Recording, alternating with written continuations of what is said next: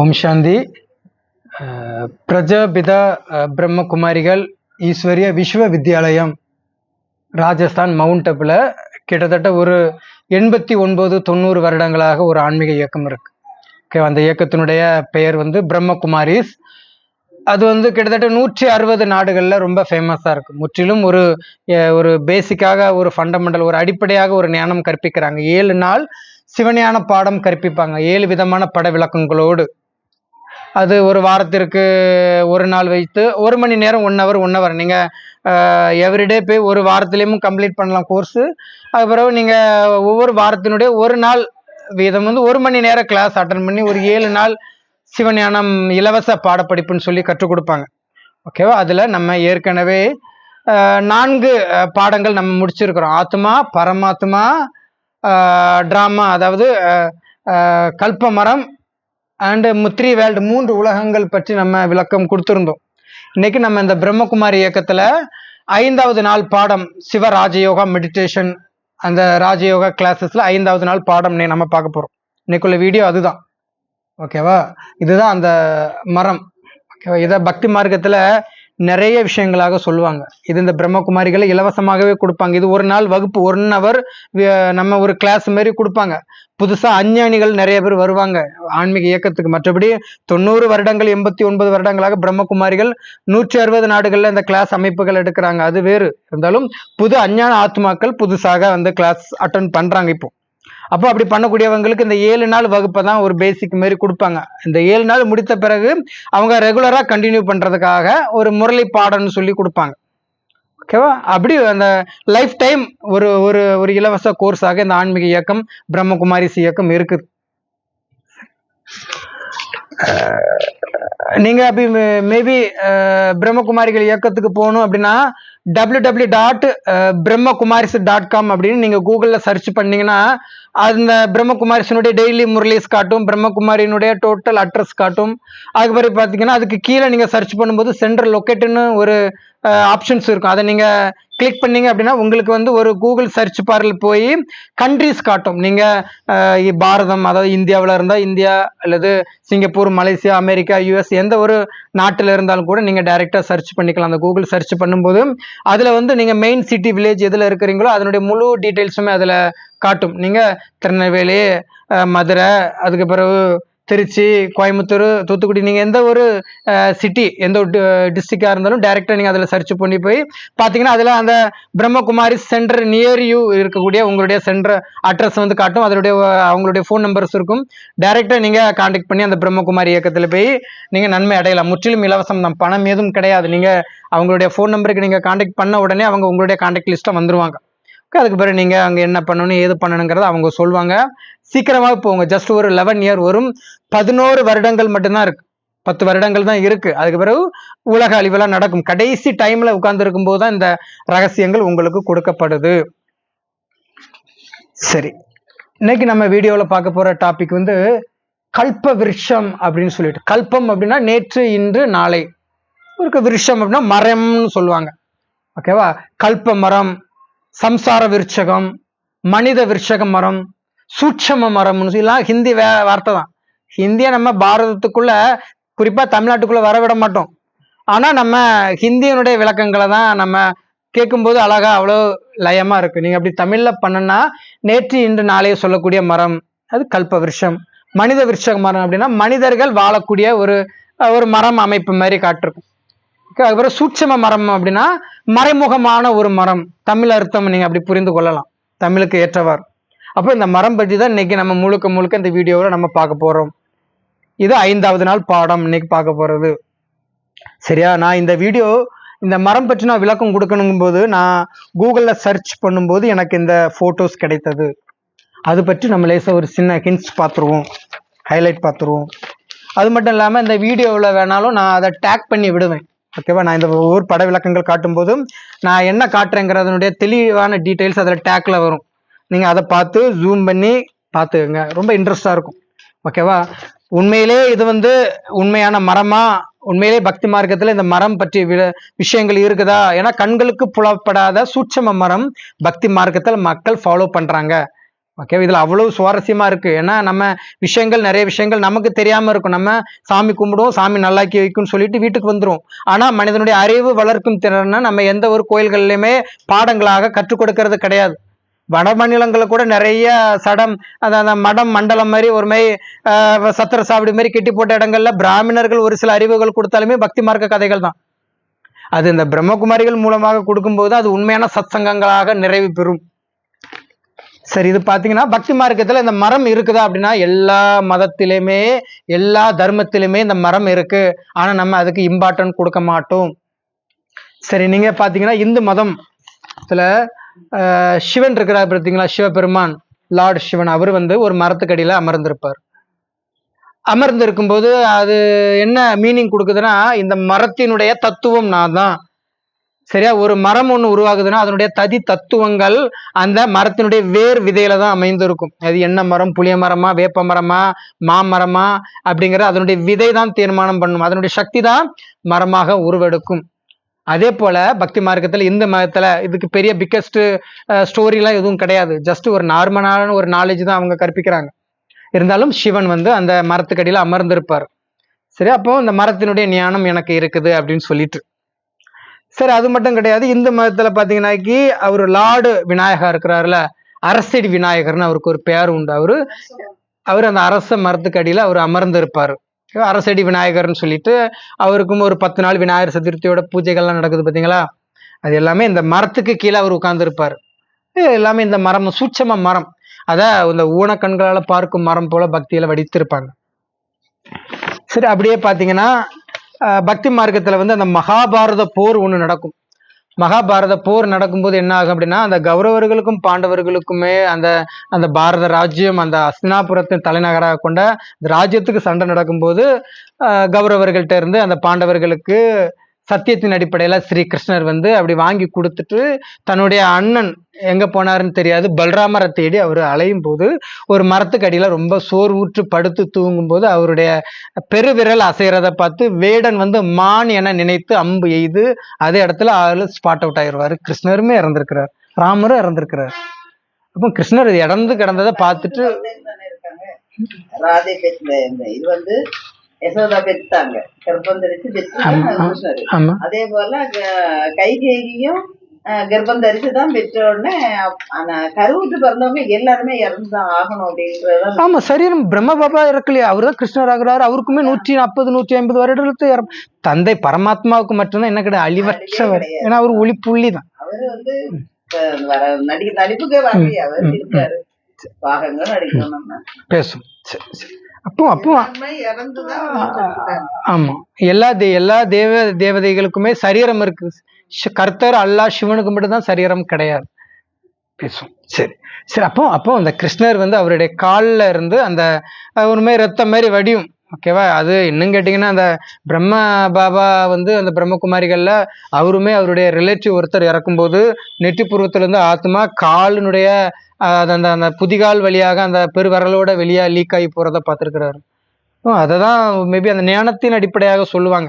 Okay, அது அந்த மகாபாரதத்துல அவர் பல்ராமரை தேடும்போது கிருஷ்ணருக்குமே அந்த சம்பவம் நடந்திருக்கு. ஒரு மரத்துக்கடியில தான் அமர்ந்து இருக்கும்போது அவர் இறந்ததா இருக்கும். எல்லா மத குருமார்களுமே மரத்துக்கடியில தான் இறந்திருப்பாங்க. சரி, இது நம்ம சொல்லி முடிச்சுட்டு அதுக்கப்புறம் நம்ம கொஸ்டின் மாரி மரத்தை பத்தி கேட்டுரும். அப்புறம் பாத்தீங்கன்னா இது இந்து மதத்துல கோயிலா சுத்துவாங்க. குழந்தை வேணும், ஹஸ்பண்டு ஒய்ஃப் வேணும்னு சொல்லிட்டு சுத்துறாங்க. உடல் ஊனமுற்றவர்களுமே சுத்துறாங்க. சரி, அப்போ பாத்தீங்கன்னாக்கி அதுவுமே வித்தியாசமா அந்த மரத்தை சுத்தி அவங்க நிறைய தொட்டில்கள் கட்டி போடுறது, தாலி கட்டுறதுலாம் இருக்கும். நிறைய பேர் குங்குமம், மஞ்சள், சந்தனம், வெள்ளை நாமம் அப்படிலாம் போட்டு பூசி முழுகி குளிப்பாட்டி எடுத்து ஒரு மனிதரை பராமரிக்கிறது போலவே பராமரிச்சு ஒரே கூட்டம் சுத்துவதாகவும் இருக்கும். அதுவுமே இந்த மரம் தான், இந்த மரத்தை தான் சுத்தணும். ஓகேவா, அப்போ இதை தான் இந்த மதத்தில் ஃபாலோ பண்ணுறாங்க. அதுக்கு சிவப்பு கலர் துணி, மஞ்சள் கலர் துணின்னு சொல்லி சாமியாகவே அனுபவம் ஆடுவாங்க. அப்போ நிறைய பேர் சாமிகளும் ஆடுறாங்க. சரி, அப்போ அப்படி இது மட்டும் கிடையாது, நம்ம கிராமப்புறங்கள்லையுமே இந்த மரத்துக்குமே சூட்சம மரத்துக்கு இருக்கு. நாட்டமைசம்லாம் பண்ணுறாங்கல்ல, நாட்டமைசம் பண்ணுறது, கட்ட பஞ்சாயத்து நடத்துறது, மரத்துக்கடியில் கூறி ஊரினுடைய நல திட்டங்களை பற்றி பேசுறது எல்லாமே மரத்துக்கடியில் வச்சு தான் நடக்கும். அண்டத்தில் இருக்கிறது தான் பிண்டத்தில் இருக்கும். மரம் ஏதோ தெரிஞ்சிருக்கு, மக்கள் அதனாலதான் அந்த மரத்தை ஃபாலோ பண்றாங்க ஞானத்தின் அடிப்படையில். அதுவும் இதே மரம் தான், சூட்சம மரம், கண்களால புலப்படாத மரத்திற்கு இவ்வளவு மவுஸ் கொடுத்துருக்குறாங்க. இன்னும் கேட்டீங்கன்னா வீட்டுக்கு ஒரு மரம் வளருங்கன்னு சொன்னதும் இதே மரம் தான். அது நமக்கு தெரியும், உண்மையிலே மரம் வளர்த்தா சுற்றுப்புற சூழ்நிலை வரும், நல்ல இயற்கை காற்று வரும், ஞானத்தின் அடிப்படையில் சொல்றாங்க. அப்போ இன்னும் கேட்டீங்கன்னா நிறைய இடங்கள்ல அந்த ரோட்டோரங்கள்ல வரிசையா மரம் வச்சு ஒரே கழுவி பூசி எடுத்து எடுத்து அதனுடைய துணிகள் பச்சை கலர், மஞ்சள் கலர், சிவப்பு கலர் துணியை போட்டு குங்குமம், சந்தனம் நிறைய இடத்துல அடிச்சுதான் நான் பார்த்துருக்கிறேன். 30 வருஷ காலகட்டத்துல நிறைய உண்டு. இப்போ அப்படியே மரங்களை வெட்டி எடுத்துட்டாங்க. ஏன்னா அதுல நிறைய பச்சை இனங்கள், அந்த பறவை இனங்கள் என்னப்படுதுன்னா அதுல ஆகி போய் எடுத்து ரொம்ப டட்டி ஆகி போயிருதுன்னு சொல்லிட்டு அதை அவாய்ட் பண்றாங்க. இப்போ மரத்தெல்லாம் ட்ரீயெல்லாம் கட் பண்றாங்க. அதுவும் இதே மரம் தான். புரிய ஞானத்தின் அடிப்படையில தான். மக்கள் சும்மாலாம் பக்திலாம் செய்ய மாட்டாங்க, மரத்தை போய் சாமி கும்பிடுவாங்களா? அப்ப அதுல ஏதோ ஒரு ஞானம் ஒளிந்திருக்குங்கிறத காட்டுறதுக்காக இந்த மதத்துல எல்லாருமே ஃபாலோ பண்றாங்க. அப்புறம் பாத்தீங்கன்னா புத்தர் போதி மரத்துக்கு அடியில ஞானம் கிடைக்கும். மரத்துக்கு அடியில உட்கார்ந்தா ஞானம் கிடைக்குமா? மரத்துக்கு அடியில உட்கார்ந்து இருந்தா அவங்களுக்கு தான் ஞானம் கிடைச்சிருக்கு. அப்போ இது புத்தர் யாரு என்ன ஏதுங்கிறத நம்ம ஒவ்வொரு வீடியோ பதிவுகளை நம்ம பார்க்கும்போது நம்ம புரிந்து கொள்ளலாம். சரி, அப்போ புத்தரும் போதி மரத்துக்கு அடியில அவருக்கு ஞானம் கிடைக்கும். இல்ல எல்லா மரமுமே அது அது யூடியூப்ல பார்த்தா இந்த மரத்தையே அனகொண்டா மாதிரி பண்ணி வச்சிருக்கிறாங்க. விரிஞ்சு எடுத்து பெரிய ஒரு பாலடைஞ்ச மரம் மாதிரி பண்ணி வச்சிருக்கிறாங்க. நமக்கு சிம்பிளா கொடுத்துட்டாங்க. எல்லாமே இப்ப ஏஐ டூல்ஸ் எல்லாம் யூஸ் பண்றாங்க. ரொம்ப கிராபிக்ஸ் வந்துட்டதுனால கண்ணா பின்னான்னு அதனால மானிட்டரைஸ் பணம் சம்பாத்தியம் பண்றதுனால அப்படி மரங்களை கண்ணா பின்னான்னு கொடுத்துட்டாங்க. அதுவும் அப்புறம் பாத்தீங்கன்னா கிறிஸ்டியானிட்டியில பார்த்தா கிறிஸ்துமஸ் ட்ரீ இருக்கும். சரியா? அதுவும் இதே மரம் தான். குண்டு குண்டு சீரியல் பல்பெல்லாம் வச்சு எறி விடுவாங்க பாத்தீங்களா? அது குட்டி குட்டி ஆத்மாக்கள்னா ஆத்மா ஒளி ரூபமானது. அது ஒரு ஒரு புள்ளி மாதிரி இருக்கும், ஒரு வெளிச்சம் மாதிரி இருக்கும், நட்சத்திரம் ஜோதி வடிவமானது.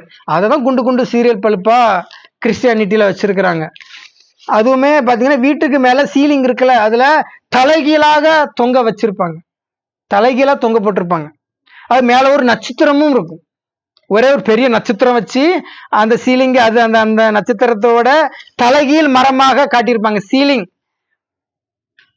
How to hang a Christmas tree upside down, மேல் பக்கம் கீழே இருக்கும். அது இதுதான்.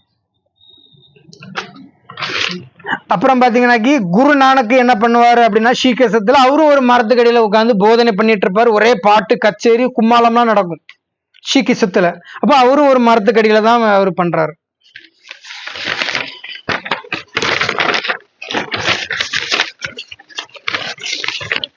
அப்புறமா பார்த்தா 1400 வருட காலங்கள்ல வாழ்ந்த அவரு முகமது நபி, அரபியினுடைய தலைவர் முகமது நபி, முஸ்லிமிசத்தை உருவாக்குனவர் இருக்கிறாருல அரபி நபி, முகமது நபியுமே அவரு ஒரு மரத்துக்கு அடியில அவருமே உட்கார்ந்து இருந்திருக்கிறாரு. சஹாபி ட்ரீ ஜோர்டன்ல இருக்கு, அரபியில இருக்கு இப்போ. ஓகேவா? அந்த அந்த மரம் பேரு கூட ஒருத்தங்க, நான் இதை ஃபேஸ்புக்கில் இந்த ஃபோட்டோ எடுத்தேன். ஃபேஸ்புக்கில் எடுக்கும்போது ஒருத்தங்க அதுக்கு கொஸ்டின் கேட்டிருக்கிறாங்க பாருங்களேன். Please can someone give details about this ட்ரீன்னு கேட்டிருக்கிறாங்க. இந்த மரத்துக்கான விளக்கம் என்னன்னு கேட்டிருக்கிறாங்க ஒருத்தங்க. நான் தான் அங்கே கொடுத்துட்டு இருக்கிறேன். ஆனால் இதை அரபியில யாரோ ஒரு நபர் கேட்டிருக்கிறாங்க. ஒரு ஃபேஸ்புக்கில் இந்த வீடியோ பார்த்துட்டு இந்த ஃபோட்டோ பார்த்துட்டு அவங்க அதுக்கு எக்ஸ்பிளைன் கேட்டிருக்கிறாங்க. Is this true? What is the name of this tree? இந்த மரத்தினுடைய பேரு கேட்டிருக்கிறாங்க. கல்ப விருஷக மரம், வேர்ல்டு ஜெனியாலஜிக்கல் ட்ரீ. இது MLM இருக்குல்ல, இந்த MLM நெட்வொர்க் மார்க்கெட்டிங் கம்பெனில இந்த ட்ரீ ஃபாலோ பண்ணுவாங்க, ஜெனியாலஜிக்கல் ட்ரீ அப்படின்னு சொல்லிட்டு. இது ஒரு ட்ரீ மாதிரி 2 4 அப்படி ஒரு பிரான்ச் மாதிரி போயிட்டு இருக்கிறோம். நெட்வொர்க் மார்க்கெட்டிங்ல இதை யூஸ் பண்றாங்க. அப்போ முகமது நபியுமே அந்த ட்ரீக்கு, அந்த மரத்துக்கு அவருமே உட்கார்ந்து இருந்ததுக்கான ப்ரூஃப் இருக்கு. அப்போ கடைசியா இன்றிலிருந்து ஒரு 210 200 வருடங்களுக்கு முன்னாடி சீரடியில நம்ம சாய்பாபா வாழ்ந்ததா இருக்குல்ல, அதுவும் இதே மரம் தான். ஓகே, அவரும் ஒரு மரத்துக்கடியில உட்கார்ந்து இருந்து எக்ஸ்பிளைன் பண்ணுவாரு. அப்படி எக்ஸ்பிளைன் பண்ணும்போது மக்கள் எல்லாமே போதனையாளர்கள் போய் கேட்கும்போது அவர் என்ன சொல்லுவாருன்னா, அந்த பக்கம் ஒரு மரம் இருக்கு, மரத்துக்கு அடியில ஒரு லைட்டு மாரி எரிஞ்சுக்கிட்டு இருக்கு, விளக்கு, தோண்டி பாருங்க டவுட் இருந்தாங்கன்னு சொல்லும் போது உள்ள தோண்டி பார்க்கும்போது ஒரு ஒளிர், இது ஒரு அந்த மரத்துக்கு அந்த வேருக்கு அடியில இருந்து அது எரிஞ்சுக்கிட்டு இருக்கும் சொல்லிட்டு எல்லாமே ஒரு காமெடி தான். அந்தந்த காலத்துல எதுவும் அப்படி நபர்கள் வந்தெல்லாம் பண்ணல. இப்படி இந்த இந்த அந்த 100 வருட ஞானத்துல இந்த பிரம்மகுமாரிகள்ல கொடுக்குற அந்த 7 நாள்ல 5வது நாள் பாடம் இந்த கல்ப விருஷக மனித விருஷக அந்த சூட்சும மரத்தினுடைய ரகசியத்தை தான் அவங்க அதுல தெரிஞ்சுக்க முயற்சி செய்யறாங்க, வேற ஒண்ணும் கிடையாது. அப்ப எல்லா மதத்திலுமே அந்தந்த நபர்களை போட்டு மரத்தை தான் காட்டியிருப்பாங்க, அவ்வளவு சிறப்பு இருக்கு. அந்த மரத்தை முழுக்க முழுக்க நாம இன்னைக்கு இந்த வீடியோல பார்க்க போறோம். வீடியோக்கு இப்போ போகலாம். சரி, இந்த மரம் இருக்கு. இந்த மரத்துல ஒரு நிலைகள் இருக்கும், 1 2 3 நிலைகள் இருக்கு. அந்த 3 நிலைகள் என்னென்ன நிலைகள்மா அந்த மரத்துல? 1 2 3 நிலைகள் இருக்கு. முதல் நிலை என்னது?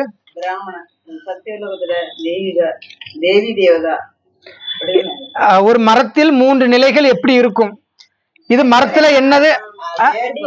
வேறு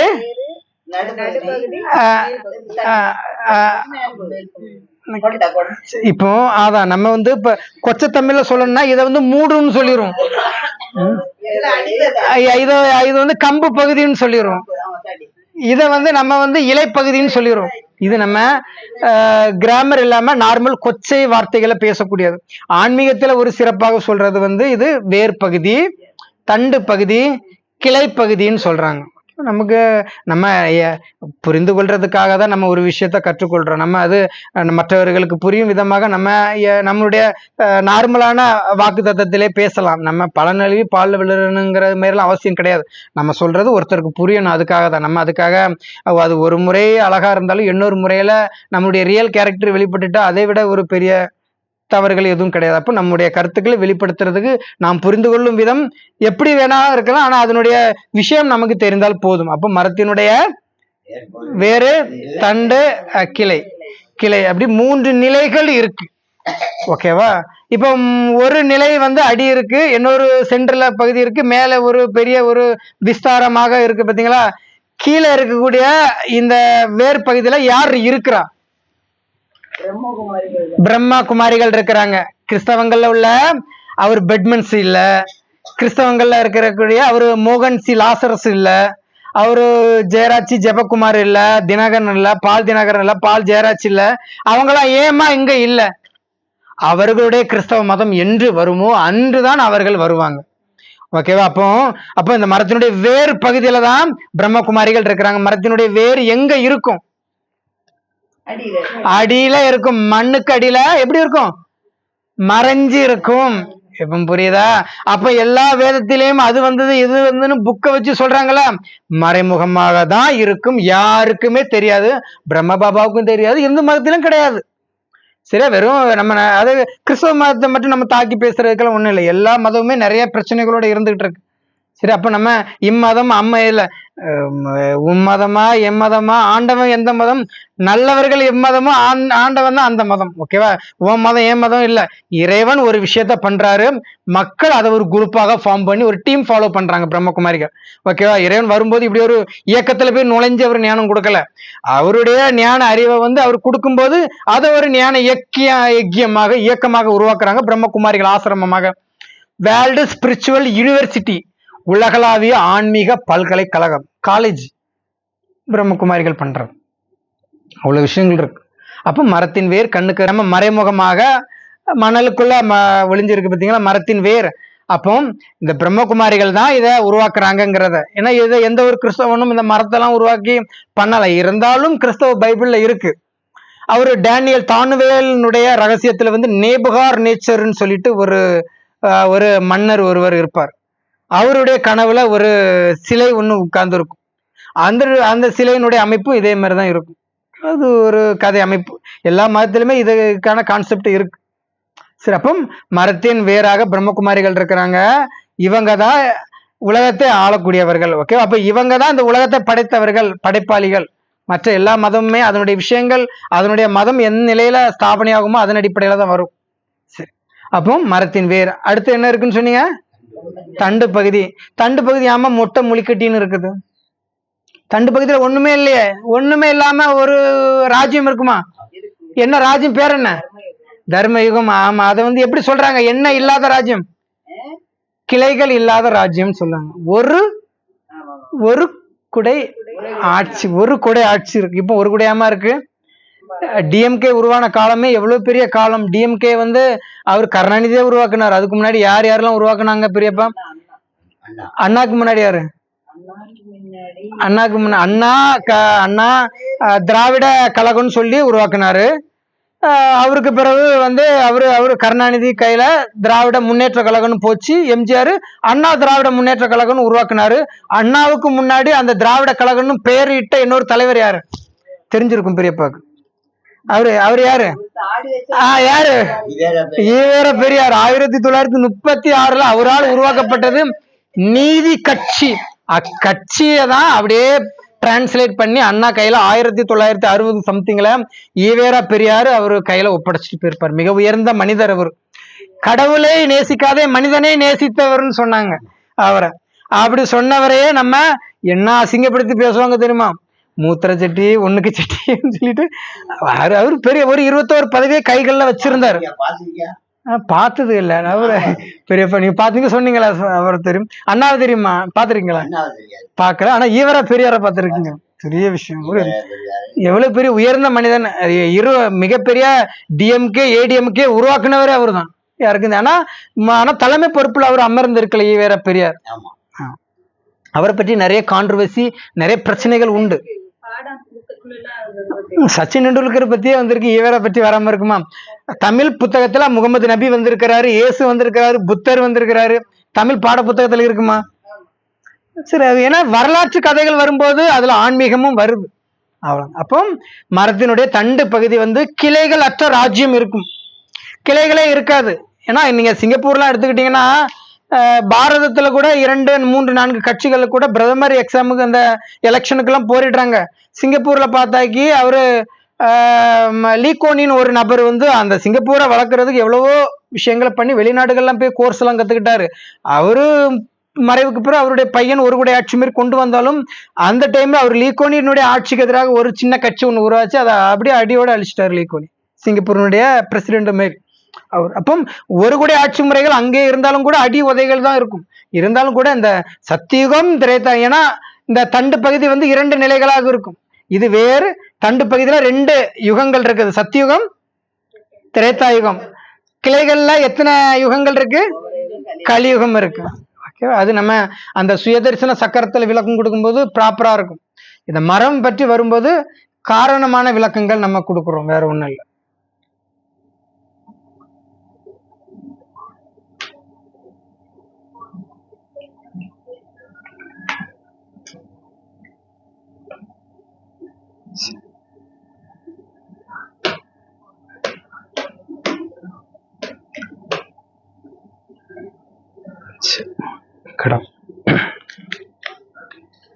ரெக்கார்ட் ஆயிருக்கு, அதை நான் இனி எடிட் பண்ணிடுவேன்.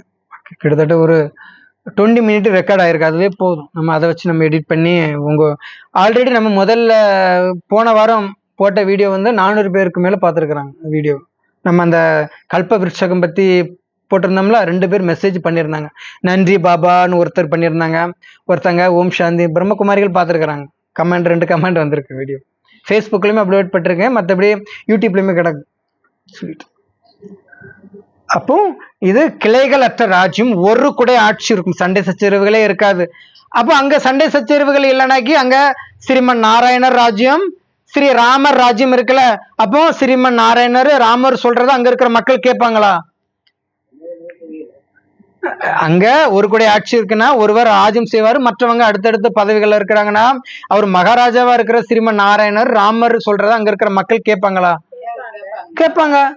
ஏன் இது? ஆனா நான் பாபாவே சொல்லி இருக்கிறாரு, இங்க சத்தியுகத்துல இருக்கக்கூடிய கடைசி நம்பர்ல இருக்கக்கூடிய ஏழை கிட்ட இருக்கிற பணம் இப்ப இருக்கக்கூடிய அந்த மிகப்பெரிய நம்பர் 1 பணக்காரன் கிட்ட இருக்கிற பணம் அங்க இருக்குமா? இப்ப நம்ம எலன் மஸ்க் இருக்கிறாரு, அம்பானி இருக்கிறாங்க, பில்கேட்ஸ் இருக்கிறாரு. அப்போ அவங்களாம் இங்க நம்பர் 1 டாப் 3 டாப் 4 ரிச்சஸ்ட் பர்சனாக வேர்ல்டு வைடு இருக்கிறாங்க. அப்ப அப்படி இருக்கக்கூடியவங்களுடைய அந்த டாப் நம்பர் 1ல இருக்கக்கூடியவங்க பணம் அங்க சத்தியுகத்துல இருக்கக்கூடிய கடைசி நம்பர் 7 கிட்ட இருக்குமா? அங்கேயுமே தொழில்கள் செய்யணும், ஒரு பிசினஸ் பண்ணணுங்கிற ஒரு கான்செப்ட் தான் வச்சிருப்பாங்க. அவங்களுமே இங்க கடைகள் இருக்கும், வாங்கும். ஏன்னா வெட்டியான்கள் கூட இருக்கிறதா சொல்றாங்க. அங்க இறக்கக்கூடிய நாராயணர் மற்றும் ராஜ்யத்துல இறக்கக்கூடிய சத்தியுகம் திரேதாயுகத்துல இருக்கக்கூடிய மக்களுடைய உடல்களை வந்து அடக்கம் பண்றதுக்குன்னே அதுக்குன்னே ஜாதி வாரியாவும் மக்கள் இருப்பாங்க. அவங்களுக்குமே தலையில கிரீடங்கள் இருக்குன்னு சொல்லி தந்தை சொல்றாரு. இப்போ அப்படி ஒரு பிரச்சனைகள் இல்லாத, நீங்க ஐயாவளியில் ஏதோ சொல்லுங்களாமா, சங்க கூட்டம் இல்ல சரசனம் ஒரே அதிரடி சண்டை. இப்ப அவர் விஜயகாந்த் விஜயகாந்த் இப்ப பேட்டாரு இல்லைனாக்கி சேர தூக்கிலாம் அடிச்சு விடுவாரு. இது ஒரு சங்க கூட்டம். வாத பிரதிவாதங்கள் அடிக்கடி நீங்க சொல்ல முரண்பட்டு அப்படின்னா அது ஆமா. அரசியல் சட்டசபையில தமிழ்நாடுனுடைய சட்டசபையில என்ன நடக்குது? சண்டை தான் நடந்துட்டு இருக்கு. ஆமா, எனக்கு உனக்குன்னு சொல்லி இவங்க அவங்க குறை சொல்ல, அவங்க இவங்கள குறை சொல்ல, நீங்க வேற சொல்றீங்க அடுத்த எலெக்ஷன்ல விஜய்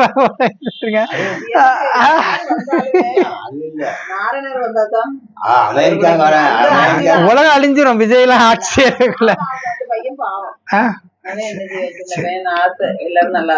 பெரியப்பா என்ன சொல்றீங்க? என்ன அமெரிக்கா சொல்லுது, இந்தியாவில இல்ல பணம் இல்லாத பணம் நான் ஒன்னும் நன்கொடை தர முடியாது அப்படின்ட்டு அமெரிக்கா சொல்லிட்டு மாறி மோடி சொல்றான், பணம் எல்லாத்துலயும் நிறைய இருக்கு, தமிழ்நாட்டுக்கும் கிடையாது, கேரளாவுக்கும் கிடையாது. மோடி தகராறு நடக்கல பார்த்தா பயங்கர சண்டை அமைப்புகள் நடந்துட்டு. அப்போ கலியுகம் இப்படிதான் இருக்கும். கலியுகத்துல வந்து பல கிளைகள் ராஜ்யங்கள்லாம் இருந்துட்டு இருக்கும். மனிதனுக்குள்ளே 1008 கிளர்ச்சிகள் சண்டைகள். ஏன்னா வெளிநாடுகள்லாம் 3ஆம் உலக போர், அந்த ரஷ்யா அமெரிக்கா சண்டை போட்டு அழிக்கிறாங்கன்னா பாரதத்து மேல அணுகுண்ட விழாதுன்னா பாரதவாசிகள் எப்படி சாவாங்க? இப்படிதான் ஒருத்தனுக்கு ஒருத்தர் பிரச்சனை வந்து கோஷ்டி தகராறுலாம் வந்து சாவாங்க. திடீர்னு எல்லாருக்கும் கிறுக்கு பிடிச்சிருமா. பிரம்மகுமாரிகள், மலேசியன் பிரம்மகுமாரிகள் ஒரு பிரதர் சொல்றாரு, திடீர்னு பாரதவாசிகளுக்கு கிறுக்கு பிடிச்சிருமா அப்படி. அப்ப அதெல்லாம் நம்ம அதுக்கான வீடியோகள் பதிவுகள் வரும்போது நம்ம பார்க்கும்போது புரிந்து கொள்ளலாம். அப்போ ஒரு கூடிய ஆட்சி சத்தியுகம் திரேதாயுகத்துல கிளைகளற்ற ராஜ்யம் இருக்கும். ஓகேவா? அப்போ பாத்தீங்கன்னா அடுத்தது 3வது நிலை என்ன அப்படின்னா, கிளைகள் உள்ள ராஜ்யம், ஒரே சண்டை சச்சரவுகள். அதுதான் நான் இந்த பட விளக்கங்கள்லாம் கொடுத்துருப்பேன் பாத்தீங்கன்னா. அப்பதான் இந்த 100 வருட ஞானத்துல வந்த அமைப்பை வச்சு, இந்த ஞானத்துல யாரு உயர்ந்த நிலையில இருந்தாரோ அவர் மரத்துக்கடியில இருந்தாரு, மரத்துக்கடியில இறந்தாரு, போதனை பண்ணாரு, மியூசிக் போட்டாங்க, அதனுடைய தத்துவங்கள் அவருக்கு தெரியும், அப்படி இப்படின்னு ஒரே பிரச்சனைகளை உருவாக்கி இந்த 100 வருடத்துல வந்த ஞானத்தை வச்சுதான் என்ன வருது? பௌத்தம் வருது, ஆபிரகாம் மூலமாக இஸ்லாமிசம் வருது. அப்புறம் கிறிஸ்தவர் ஒருத்தவர் இருந்தாரு, அவரு மரம் பற்றி விஷயங்கள் சொல்லிட்டு அவரு மலை பிரசங்கம் அது இதுன்னு சொல்லி இயேசு கிறிஸ்து பற்றி கிறிஸ்டியானிட்டி ஸ்தாபனையாகி, அப்போ இந்த 100 வருட ஞானத்தை அப்படியே அங்க கோட்பாடுகளாக வச்சு, நபர்கள்லாம் வரல, இந்த கதைகளை வைத்து நபர்களை உருவாக்கி, புத்தகம் தானே வெறும் 1200 புத்தகம், 2000 வரிகள், 2000 பக்கங்கள் உள்ள புத்தகத்தை நான் மட்டும்தான் இருக்கும். அப்போ அதுலயுமே எல்லா விளக்கங்களுமே இந்த 100 வருட ஞானத்தை வச்சுதான் எல்லாமே வரும். அப்புறம் சீக்கிசம், மடம், மண்டலம், சமார்ஜம், மார்க்கம், சபை, இயக்கம் அப்படின்னு சொல்லிட்டு சங்கராச்சாரியார் மூலமாக ஒரு குறிப்பு, அது இதுன்னு சொல்லிட்டு, அப்புறம் அவரு சீரடி சாய்பாபா வச்சு ஒரு குறிப்பு, அதுக்கு பிறகு சுவாமி தோப்புல நாகர்கோயில கன்னியாகுமரி ஏரியாவில் சுவாமி தோப்புல ஐயாவளின்னு சொல்லிட்டு ஒரு குறிப்பு, இப்படி சொல்லி நிறைய குறிப்புகள் வந்து பிரச்சனைகள் பண்ணி பல கிளைகளாக வந்து சமாதானத்துக்காக நிறைய விஷயங்கள் பண்ணி இந்த 100 வருட நபர்களை வைத்து கதைகள் உருவாக்கி, அது அன்றைய காலத்து மனிதர்கள்னு புரிந்து கொண்டு வேதம் உருவாகி அவ்வளவு விஷயங்கள் பண்ணிடும். சரி, அப்போ இப்படிதான் கிளைகள் உள்ள ராஜ்யங்கள் வந்துகிட்டு இருக்கு. சரி, அப்போ கிளைகள் உள்ள ராஜ்யத்துல கடைசியில பாத்தீங்கன்னாக்கி ஸ்ரீ கிருஷ்ணர் கையில ஒரு வெண்ணெய் இருக்கு பாத்தீங்களா, லட்டு. ஸ்ரீ கிருஷ்ணர் கையில லட்டு எதுக்குமா? என்ன லட்டுமா ஒரு கையில இருக்கு? வெண்ணெய். என்ன கிடைச்சிருக்கு? என்ன வெண்ணெய் திருடி இருக்காரு? உலக ராஜ்யம் கிடைக்குது. ஸ்ரீ கிருஷ்ணர் அவரு பிரம்ம பாபா தான் ஸ்ரீ கிருஷ்ணர் ஆகுறாரு. அப்ப உலக ராஜ்யங்கிற வெண்ணெய் இந்த பிரம்ம பாபா மூலமாக பிரம்மகுமாரிகளுக்கு கிடைக்குதுங்கிறது தான் ஸ்ரீ கிருஷ்ணர் கையில ஒரு வெண்ணெய் காட்டப்பட்டு திருடுனதுன்னு சொல்லியிருப்பாங்க. உலக ராஜ்யத்துக்காக ரஷ்யா அமெரிக்கா ஆகிய 2 வல்லரசு நாடுகள் உலகத்தின் கடைசியில வரும்போது ஃபயர்ல இருக்கு பாத்தீங்களா, அப்போ சங்கர் மூலமாக எல்லா ஆத்மாக்களுமே கூண்டோட கைலாயமாக தந்தை கொண்டு போயிட்டு இருக்கிறாரு. சரி, அப்ப இது ஒரு கல்ப விருஷம். விருஷம்னா மரம், கல்பம் அப்படின்னா நேற்று இன்று நாள். இது ஒரு வட்ட மரமா காட்டியிருக்காங்களே, அந்த சிருஷ்டி சக்கரம் கூட இது ஒரு வட்டம் போல காட்டிட்டாங்க. எங்க முடியுதோ அங்க தொடங்கும், எங்க தொடங்குதோ அங்க முடியும். ஆனா இந்த மனித விருஷக மரம், இந்த கல்ப விருஷகம் எங்க தொடங்குது எங்க முடியுது அப்படின்னா, எல்லாருமே போகும்போது இங்க அடுத்த மரம் வந்து என்ன வருது பாத்தீங்க, இந்த கடைசியில வருது. அப்போ உலகம் அழியும் போது மறுபடியும் இப்படி ஒரு தொடர்ச்சி வருதுங்கிறத காட்டுறாங்க. அப்படி அப்போ இவரு மகாவிஷ்ணு ராஜ்யங்கள் நடக்குதுங்கிறத காட்டுறாங்க. பிரம்மகுமாரிகள் பெண்களால படைக்கப்பட்ட ஆன்மீகம் இயக்கம். வந்தே மாதர், பாரத மாதாக்கு ஜெயங்கிறாங்களா, எல்லாமே பிரம்மகுமாரிகள் மாதாஜி பெண்கள் தான் இந்த இயக்கத்தை உருவாக்குறாங்க. அதுதான் அங்க காட்டிருக்கிறாங்க. அப்போ உள்நாட்டுல குழப்பங்கள் வரும், இயற்கையின் சீற்றங்கள் வரும், எல்லாமே வந்து இந்த முழு மரமும் அழிவு, மரம் பத்திக்கிட்டு எரியுது.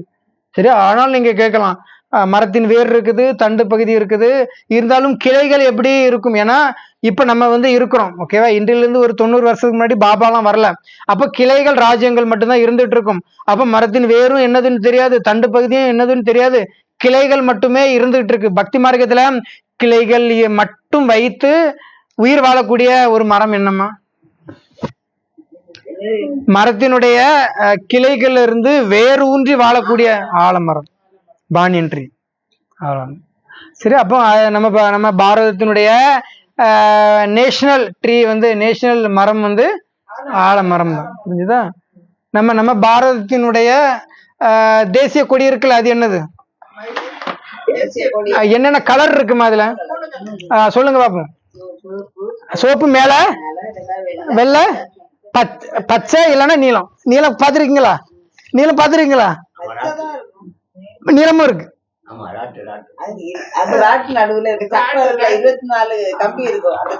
24 தேச தலைவர்கள் சொல்லி காட்டுறாங்க.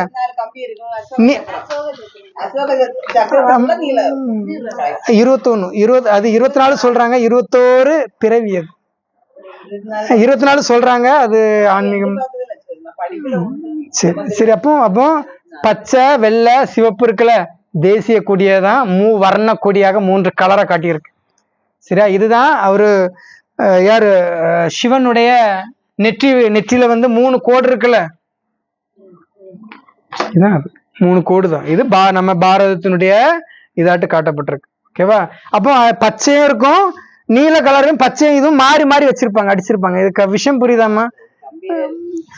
நம்ம ஆன்மீகத்துக்காக புரியறதுக்காக இந்த விஷயங்கள் கொடுக்குறாங்க. ஓகேவா? 5000 வருட சக்கரங்கிறனால அக்யூரேட்டா அப்படியே மக்கள் உணர்ந்து தேசிய கொடியா வைக்கணுங்கிறது விஷயம் இல்ல. விஷயம் உங்களுக்கு புரிஞ்சுக்கிட்டா ஓகே தான்.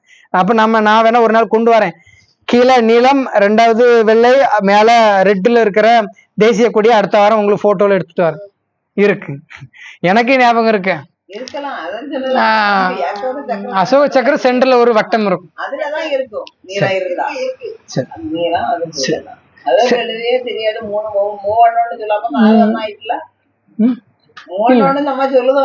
அதாவது அண்டத்துல எது இருக்கோ அதான் பிண்டம். பிண்டம்னா ஒருத்தனுடைய இறப்புல பின்பற்றக்கூடிய சடங்கு முறைகள் உலக அறிவை தான் கொடுப்பாங்க. திருமண உறவா இருக்கலாம், சடங்கு, பெண்களுக்கு சடங்கு பண்றதா இருக்கலாம், குழந்தை பிறக்கிற வீட்டுல சடங்கு முறையா இருக்கலாம். இந்த உலகத்துல என்ன அறிவு இருக்கோ அதுதான் இருக்கும். ஓகே, பிரம்மகுமாரிகள் அவங்க கரெக்டா பண்ணிருக்கிறாங்க. கீழே பச்சை இருக்கா, அந்த பூலோகத்தை, அந்த உலக உருண்டையாதான் வான கலர்லயும் கட்டியிருக்கிறாங்க, பச்சை கலர்லயும் கட்டியிருக்கிறாங்க. அவங்க காட்டினவங்க கரெக்டா கட்டியிருக்கிறாங்க. நான் 2 கலர்லயும் இருக்கிறேன், தேசிய கொடி அடுத்த வாரம் உங்களுக்கு எடுத்துட்டு வரேன். சரி, அப்போ 3 நிலைகள், மரத்தினுடைய வேர், தண்டு பகுதி, கிளைப்பகுதின்னு சொல்லி 3 நிலைகளாக காட்டி இவ்வளவு விளக்கங்கள் அதுல வருது. சரி, அப்போ பாத்தீங்கன்னா இந்த வேர் பகுதியில எத்தனை கோடி மக்களுக்கு இந்த ஞானம் கிடைக்குது? எத்தனை கோடி மக்கள் இந்த பிரம்மகுமாரிகள் இயக்கத்துல வந்துட்டு போறாங்க? 33 கோடி. 33 கோடி பேருக்கு ஞானம் கிடைக்குதா? அப்புறம் இந்த தண்டு பகுதி மொத்தமா ஆள்றவங்க வந்து இவங்க தான் வராங்க. பிரம்மகுமாரிகள் தான் அந்த தலைகீழ் விருட்சக மரத்துல இருந்து வருஷ பிரகமாக வருவாங்க. மேபி உண்மையிலே தலைகீழ் விருட்சக மரமாக பாபாவினுடைய, சிவபாபாவினுடைய அந்த பரந்தாமத்திலிருந்து வாராங்களன்னா அது ஒரு இமேஜினேஷன்ல இருக்கும். ஆத்மாக்கள் தான் கண்ணுக்கு தெரியாத பிறப்பு அப்படி அமையுதுன்னு சொல்லி அழகா இறைவன் புரிய வைக்கிறதுக்காக பண்றாரு. ஓகேவா? அப்போ இங்க இந்த 33 கோடி பேர் இந்த ஞானத்தை எடுக்கிறாங்களா, இவங்க தான் தண்டு பகுதியே, அந்த கிளைகளற்ற ஒரு குடை ஆட்சி, ஸ்ட்ராங்கான கிங்டத்தை அவங்க தான் உருவாக்குறாங்க. பிரம்ம யாரு வீடு கட்டுறாங்களோ அவங்க தானமா வீட்டை போய் குடிபெயர முடியும், பக்கத்து வீட்டுக்காரன் போக முடியுமா? வீடு கட்டுறதுக்கு நிலம் வாங்கி அதுக்கு அடவுள் போட்டு பட்டாவா மடத்தாவா பார்த்து அதுக்கு நில பிடிச்சி அதை வீடு மாரி கட்டி எடுத்து அதை வீடு பால் காய்ச்சி எடுத்து அந்த வீட்டை கஷ்டப்பட்டு கட்டுறவங்க தானமா ஆள முடியும். பெட்மென்ஸா அவர் ஒரு சூப்பர் அழகான ஒரு பாடல் கூட பாடியிருப்பாரு, கேளுங்கள் தரப்படும் தட்டுங்கள் திறக்கப்படும். எவ்வளவு அருமையான பாடல்கள். அவரு பண்ண முடியும். ஏன்னா அவர் உண்மையிலே எல்லா மதத்திலுமே 100 வருட ஞானத்தை தான் சொல்றாங்க. இருந்தாலும் அக்கியரோட்டா புரிய வச்சு ராஜ்யத்துல இப்படி மாதிரி பதவிகளை அப்போ நம்ம கேட்கலாம், உண்மையிலே நாராயணர் ராமர் மட்டும்தான் பதவி ஆள்றாங்களா? சத்தியுகம் திரேதாயுகத்தை சொர்க்கத்தை அவங்க இந்த 2 ராஜ்யம் இந்த 2 யுகங்கள் சார்ந்தவங்க தான் பண்றாங்களான்னு கேட்டீங்கன்னா பெயர் மாறவே மாறாது. இந்து மதத்துல பிறந்திருந்தாலும் கூட மற்ற ஃபாரினர்ஸா இருந்தாலும் கூட இறைஞானம் கிடைத்தால் இந்த 2 யுகங்கள்ல இருக்கிற பதவியை மட்டும்தான் ஞான மனனம் செய்யணும். இல்ல வெறும் சொர்க்கம் மட்டும் கிடைக்குன்னா வானத்துலதான் சொர்க்கம் இருக்கும் மதத்தை பொறுத்தவரை. அப்ப அவங்க வானத்துக்கு தான் போகணும். நீங்க சொன்னாலும் சொல்லிட்டாலும் இன்னும் 10 வருஷத்துல கூட்டிட்டு போயிடுவார் வானத்துக்கு. அப்போ அப்படி இருக்கு. அப்போ 33 கோடி தேவர்கள் இவங்க தான் ராஜ்யம் வர்றாங்க. ஓகே, அப்ப சத்தியுகத்துல திரேதாயுகம் 2 சேர்ந்து தானே 33 கோடி வருது. அப்ப சத்தியுகத்துல எத்தனை பேர்ல ஸ்டார்ட் ஆகி எத்தனை பேர்ல முடியுது? சத்தியுகம் 9 லட்சம் பேர்ல ராஜ்யம் தொடங்குது. ஆனா எத்தனை லட்சம் பேர் இருப்பாங்க? ஒரு அப்பா அம்மா சேர்ந்தாதானே ஒரு பிள்ளை வரும். அட்வான்ஸ் பார்ட்டிகள் 20 லட்சம் பேர் இருப்பாங்க. அந்த ஞானம் அந்த 20 லட்சம் பேர் வயிற்றுல பிறக்கிறவங்க 9 லட்சம் பேர் இருப்பாங்க. இது நம்ம மகாவிஷ்ணுடைய 10 அவதாரங்கள்ல கல்கி அவதாரத்துல 9 லட்சம் பேர் கொண்ட ஒரு படைகளை அவரு கல்கி பகவான் உருவாக்குவார். 9 லட்சம் பேர் தான் இருக்கு. அப்போ பைபிள்ல இருக்குல்ல, சியோனியின் கோட்டையை கட்டுறதுக்கு எத்தனை லட்சம் செங்கல் வேணுமா? 9 லட்சம் செங்கல் வேணும். அப்போ 9 லட்சத்துலதான் ராஜ்யம் தொடங்கி அதுக்கு பிறகு 2 கோடியில சத்தியுகம் முடிவடையுது. அப்போ 2 கோடியில ஸ்டார்ட் ஆகி திரேதாயுகம் அந்த 12 பிறவிகள், அந்த ராமர் சீதை ராஜ்யத்துல 12 பிறவிகளை அந்த திரேதாயுகத்தின் கடைசியில முடியும் போதுதான் அந்த மரத்தினுடைய வேறு பகுதியில இருந்த 33 கோடி பேர் இங்க ராஜ்யம் செய்து முடிக்கிறாங்க. 33 கோடி பேர் அந்த இதுலயே வந்துருவாங்க. சத்தியுகம் திரேதாயுகத்துல சொர்க்கத்திலே வந்துருவாங்க. மீதி உள்ள எக்ஸ்ட்ரா டிக்கெட்லாம் 7 days கோர்ஸ் கேட்டும் கேட்காமலும் போற டிக்கெட்டுகளுமே இந்த கிளைகள் ஸ்டார்ட் பண்ற துவாபர யுகத்துல ஸ்டார்ட் பண்ணுவாங்க. ஏன்னா தந்தை சொல்றாரு, இது உண்மைன்னு நினைச்சிட்டு தூரத்துல வெளியே நின்றுட்டு அப்படி பார்த்துட்டு இந்த கிளாஸுக்கு கூட அட்டன் பண்ணல, இது உண்மையா இருக்குமோ நினைத்தவர்களுக்கு கூட திரேதா யுகத்துல கடைசி ஒரு பிறவி கொடுக்குறாராம். ஏன் 33 கோடி பேர் பார்த்தீங்களா, பர்ஃபெக்டாலாம் ஆக மாட்டாங்க. மொத்தமே 12 லட்சம் பேர் தான் சரண்டர் பிரம்மகுமாரிகள். அப்ப அது எப்படி? இது ஒரு அமைப்புக்காக இறைவன் கொடுக்கிறார். சரி, அப்போ துவாபரிகம் கலியுகத்துல எவ்வளவு மக்கள் வராங்க இங்க சொல்லிட்டோம். 33 கோடி, 9 லட்சம், 2 கோடி, 33 கோடி. அப்போ 33 கோடியில ஸ்டார்ட் ஆகி துவாபரிகம் எத்தனை கோடியில முடியும்? 80 கோடியில வந்துருக்கு. இப்போ 900 கோடி நெருங்கிட்டு 830 கோடி வந்துட்டு. அது நீங்க சொல்றது கலியுகத்தின் இறுதியில வர்றதுதான் இப்ப இருக்கக்கூடிய ஸ்டில் அப்டேட் இருக்குது. வேர்ல்டு பாப்புலேஷன் இருக்குல்ல அது. சரி, அப்போ துவாபரிகத்தின் ஸ்டார்டிங்ல அது எப்படி வருது? துவாபரயுகத்தின் ஸ்டார்டிங்ல 33 கோடியில இருந்து துவாபரயுகம் முடியும் போது கலியுகம் ஸ்டார்ட் ஆகும் போது எத்தனை கோடியில முடியுது? துவாபரயுகம் மட்டும் 82 கோடி. இதை நான் அடுத்த வாரம் வேணா போட்டோ கொண்டு வர மறந்துட்டு 82 கோடி தான். ஏன்னா பாபா சொல்லியிருக்கிறாரு, திரேதாயுகத்தின் கடைசியில ஒரு அழிவு நடந்திருக்குன்னு சொல்றாரு. அப்ப நிறைய பேர் இறக்குறதா சொல்றாங்க. அதுல இருந்துதான் பாப்புலேஷன் கம்மியாகி அந்த துவாபரயுகம் முடியல இருந்து 82 கோடியில இருந்து இன்றளவும் வரக்கூடிய மக்கள் 830 கோடி சம்திங்ல இப்ப வந்திருக்கிறாங்க. ஆச்சரியமா இருக்கு. இன்றிலிருந்து 150 வருஷத்துக்கு முன்னாடியும் உலகத்தின் மொத்த மக்கள் தொகை 100 கோடி தான். இப்ப பாரதத்திலே நம்பர் 1ல 144 கோடி வந்துட்டாங்க. இன்றிலிருந்து 150 வருடங்களுக்கு முன்னாடி உலகத்தின் மொத்த மக்கள் தொகை 100 கோடி தான் பாருங்க. அப்ப இப்படிதான் உலகம் இருக்கு. கடைசியில ரஷ்யா அமெரிக்கா முடிச்சு வைக்கிறாங்க. இதுதான் உலகத்தின் சரித்திர பூகோளம். நான் முதல்ல காட்டின எல்லா மதத்துல இருக்கக்கூடிய, ஏன்னா ஒருத்தர் கேட்டிருந்தாரு இதுல இந்த மரத்தின் பெயர் என்ன அப்படின்னு ஒருத்தர் கேட்டிருக்கிறாரு. இந்த மரத்தினுடைய பெயர் இதுதான், வேர்ல்டு ஜெனலாஜிக்கல் ட்ரீ அப்படின்னு சொல்லிட்டு ட்ரீ. ஓம் சாந்தி.